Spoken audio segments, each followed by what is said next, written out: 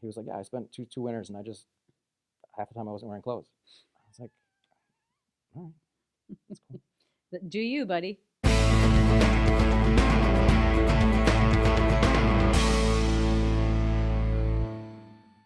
People buy it, obviously they sell, but what do you think people are looking for when they're looking for land?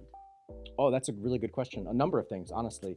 There's a whole subset of people that are looking for a recreation. I'll call it recreational, but that means, to me, that means like hunting, fishing, rip around on my quad, whatever, just make like kind of the freedom to make noise in the woods and do whatever they want. And that's the recreational piece that they want. It's a piece in its own way. Blast your music. Just have the freedom to recreate whatever.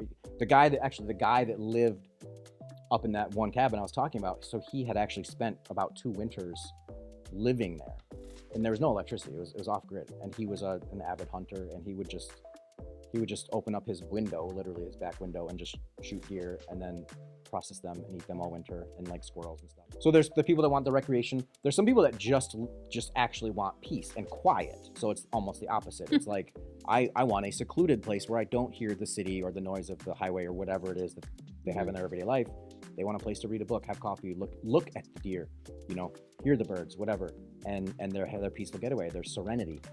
That's awesome too. And then there's people that want to develop, so they want a piece of land that then they can build their cabin or their getaway, or bring up an RV and have their summers and whatever. So there's a whole spectrum, and that's one of the most fun groups of people to work with, is because, I don't know, like buying a home is great, right? But it's already a home. It's already got a footprint. It's already got a design. It's already got an aesthetic. So you're buying someone else's vision or dream, right? Really, and you're going to make it your own kind of, but your sort of hands are tied a little bit to what's there. Sure.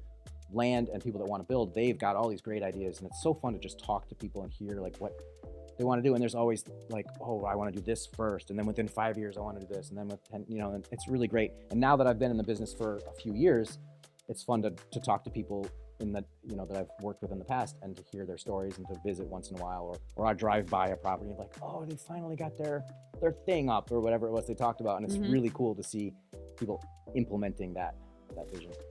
Yeah, I mean, and there's other things also.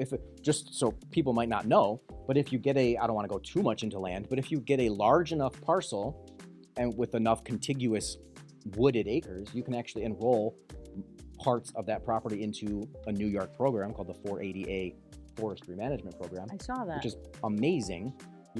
Just in a nutshell, your land is now going to be managed by a professional forester, so it's going to be really well done. They're going to go out every 5 or 10 years to walk and take a survey of the land to make an inventory, basically, of what tree types and species and ages are on the property, and then they'll create a schedule of harvest. They're turning your forest into a crop of trees, essentially. You're as the owner are going to make quite a bit of income off of just letting trees naturally grow on your hillside. They're going to come in every 10 or 15 years, take a section of them out, or selectively take the ones out with a professional logger who does a good job of cleaning up.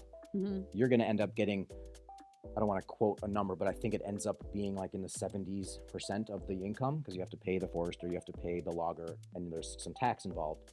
But it ends up being you get most of the money just completely passively, and they like make you awesome trails in the process, because they've got their skid steers and all their trucks doing stuff. So if you tell them like, oh, I want a trail here and here and here, you could end up with an awesome quad or snowmobile or cross-country ski or mountain bike network. How much land do you need to qualify? I think it's 50 plus acres of contiguous woods. So you could own 100, and you could have a house and a meadow and whatever you want. And you can always say, hey, these I want to set aside. These are not going to be enrolled. I'll enroll the backwoods or whatever, and they'll do their thing back there. Interesting. And you get tax savings as well. So it's not just the timber income, but it's a significant tax savings on the land. The problem with it is that you're enrolling for a 10-year period. So it's like a 10-year commitment, because the state is basically assuming it's giving you it's hard to explain, but they're giving you a forwarded tax reduction.